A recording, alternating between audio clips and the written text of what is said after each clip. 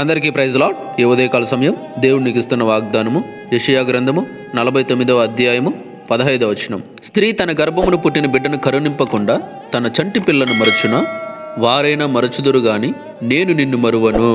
దేవుని వాక్యం చెప్తుంది ఏమంటే, ఒక స్త్రీ వచ్చి తన గర్భమును పుట్టిన బిడ్డను కరుణింపకుండా తన చంటి పిల్లను మర్చిపోతుందా అని క్వశ్చన్ చేస్తున్నాడు అన్నమాట.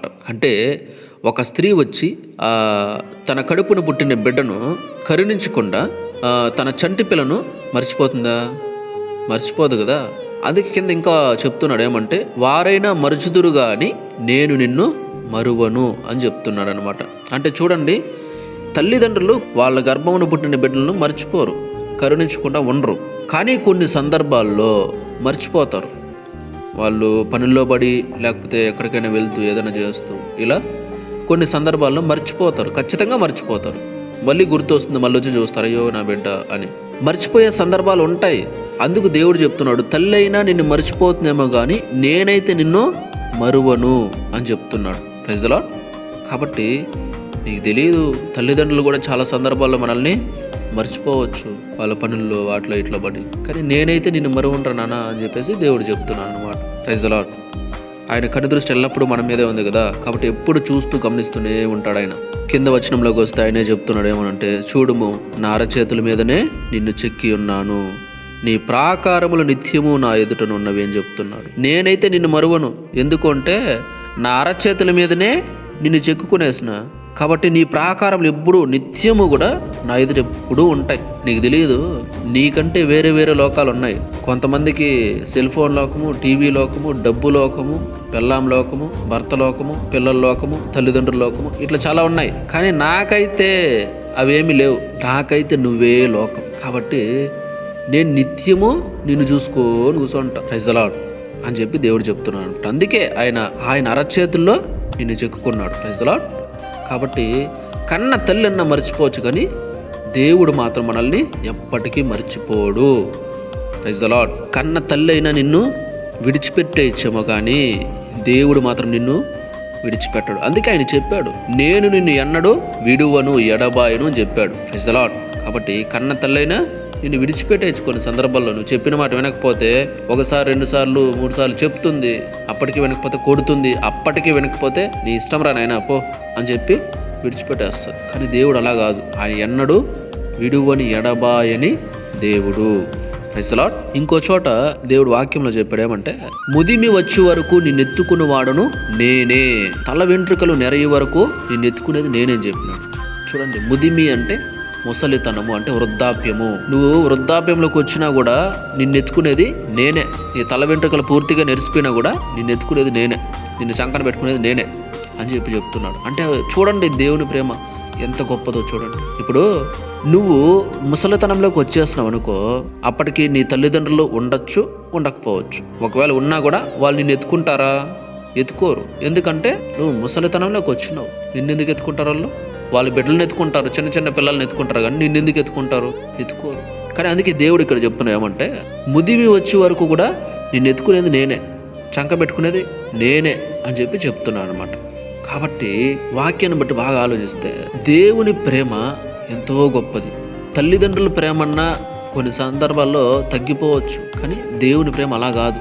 దేవుని ప్రేమ ఎప్పటికీ మారదు, ఒకే రీతిగా ఉంటాడు దేవుడు. Praise the Lord. నిన్న కావచ్చు, ఈరోజు కావచ్చు, రేపు కావచ్చు, ఇక ముందు రోజుల్లో కూడా కావచ్చు, దేవుని ప్రేమ ఎప్పటికీ మారదు.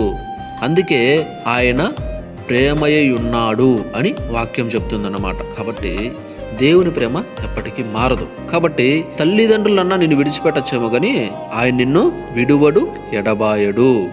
Praise the lord. ఈ వాక్యం వింటున్న ఎవరైనా కావచ్చు, అన్నా నా తల్లి నన్ను విడిచిపెట్టేసిందన్నా, నా బిడ్డలు నన్ను విడిచిపెట్టేశారన్నా, నా మొగుడు నన్ను విడిచిపెట్టేశాడు, నా భార్య నన్ను విడిచిపెట్టేసింది, ఎవరు నన్ను విడిచిపెట్టేసిండొచ్చు, వదిలేసిండొచ్చు. కానీ నేను మీకు చెప్తున్నాను ఏమంటే, అందరూ నిన్ను విడిచిపెట్టినా కానీ దేవుడు నిన్ను విడిచిపెట్టేవాడు కాడు.